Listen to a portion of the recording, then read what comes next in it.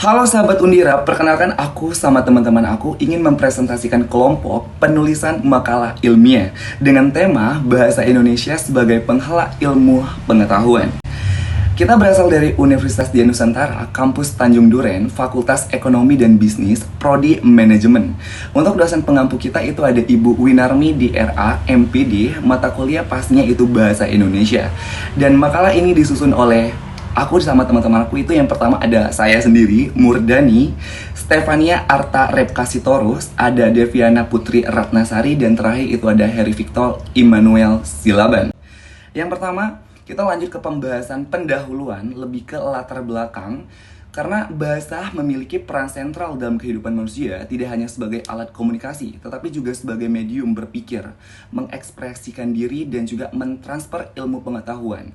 Dan juga di Indonesia, bahasa Indonesia memiliki kedudukan keistimewaan sebagai bahasa nasional, sekaligus juga bahasa resmi negara.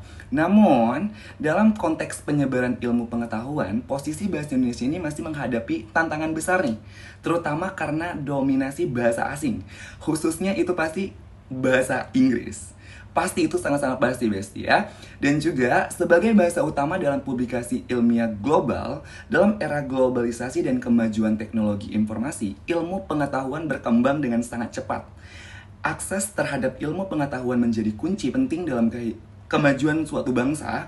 Oleh karena itu penting bagi suatu negara untuk memiliki bahasa pengantar ilmu pengetahuan yang kuat agar seluruh masyarakat itu dapat terlihat secara aktif dalam perkembangan ilmu dan juga teknologi.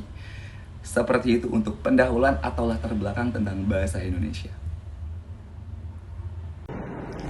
Tujuan penulisan pada presentasi kali ini yaitu yang pertama, untuk mengkaji peran bahasa Indonesia dalam transfer dan pengembangan ilmu pengetahuan.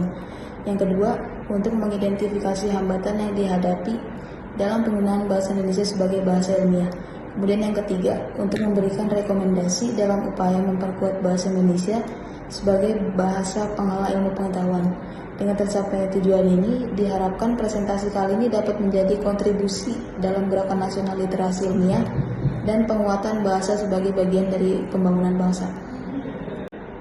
Manfaat penulisan pada presentasi kali ini terbagi menjadi beberapa manfaat. Yang pertama, manfaat akademik, yaitu memberikan landasan teoritis dan praktis bagi kajian kebahasaan dalam bidang ilmu pengetahuan.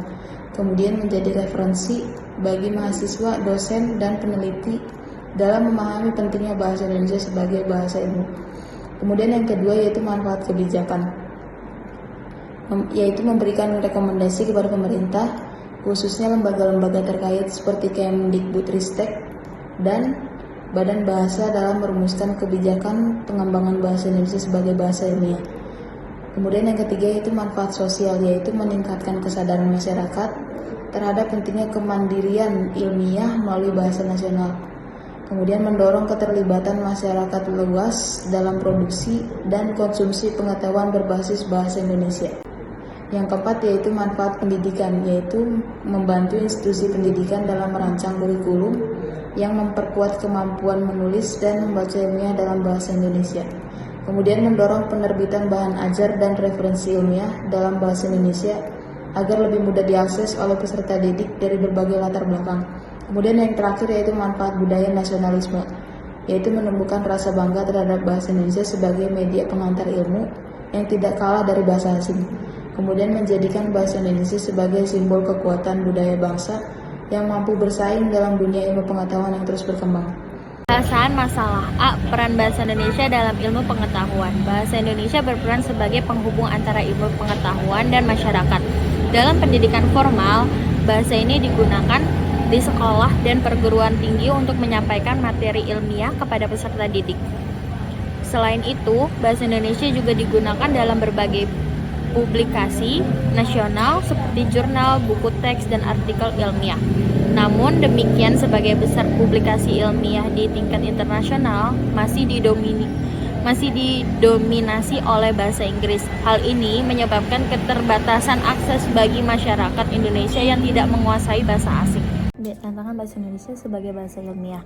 Tantangan yang dihadapi bahasa Indonesia dalam menjadi bahasa ilmu pengetahuan tidak hanya bersifat teknis, tetapi juga kultural dan struktural. Tantangan-tantangan tersebut antara lain: 1. Kurangnya upaya sistematis dan terminologisasi. 2. Dominasi bahasa Inggris dalam akademia global. 3. Keterbatasan kosakata ilmiah. 4. Kurangnya kesadaran akademis. 5. Rendahnya dukungan institusional. 6. Kurangnya intervensi lembaga bahasa Indonesia dalam pendidikan tinggi. 7. Kendala dalam integrasi bahasa Indonesia di platform digital internasional. C. Upaya pengembangan bahasa Indonesia sebagai bahasa ilmu. Beberapa langkah strategis yang dilakukan antara lain: 1. Pengembangan kosakata dan istilah. 2. Kebijakan akademi dan pemerintah. 3. Peningkatan kualitas jurnal nasional. 4. Pelatihan dan pembinaan akademis. 5. Internasionalisasi di bahasa Indonesia. Halo, saya Arif Victor Immanuel Silaban, ingin melanjutkan dari slide 10 hingga penutup. Di slide 10 ada studi kasus dan data pendukung. Hasil survei oleh Kemdikbud pada tahun 2020 menunjukkan bahwa hanya 20% dosen menulis artikel ilmiah dalam bahasa Indonesia. Di sisi lain, peningkatan jumlah jurnal nasional terakreditasi menunjukkan tren positif dalam penggunaan bahasa Indonesia dalam dunia akademik. Sebagai contoh, Jurnal Bahasa dan Sastra yang dikelola oleh Universitas Negeri Yogyakarta berhasil meraih akreditasi nasional dan meningkatkan jumlah pembacanya secara signifikan dalam 5 tahun terakhir.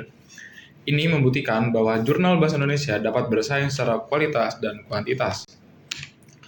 Dampak positif penguatan bahasa Indonesia dalam dunia ilmiah ada 7 poin. Yang pertama, meningkatkan keterjangkauan ilmu bagi masyarakat luas, meningkatkan rasa nasionalis dan identitas kebangsaan, memberikan ruang bagi ilmuwan lokal untuk berkontribusi tanpa batas bahasa, mendorong tumbuhnya ekosistem riset yang inklusif dan berkelanjutan, memperkuat posisi bahasa Indonesia sebagai global di masa depan, menumbuhkan minat generasi muda untuk berpartisipasi dalam riset lokal, dan poin yang terakhir, mengurangi ketergantungan terhadap referensi asing yang berbayar dan sulit diakses. Kesimpulan dari PPT kita adalah, bahasa Indonesia memiliki potensi besar untuk menjadi penghala ilmu pengetahuan di Indonesia. Sebagai bahasa nasional, bahasa Indonesia telah digunakan di luas dalam dunia pendidikan dan komunikasi akademik. Namun, peran ini belum optimal karena adanya tantangan, seperti dominasi bahasa Inggris, keterbatasan kosakata ilmiah, dan rendahnya minat akademis dalam menulis dalam bahasa Indonesia. Melalui pengembangan kosakata, kebijakan yang mendukung, serta peningkatan kualitas karya ilmiah berbahasa Indonesia, peran bahasa Indonesia dalam dunia ilmu pengetahuan dapat ditingkatkan. Penting pula dilakukan internasionalisasi bahasa Indonesia agar memiliki daya saing secara global. Sekian PPT dari kami. Terima kasih.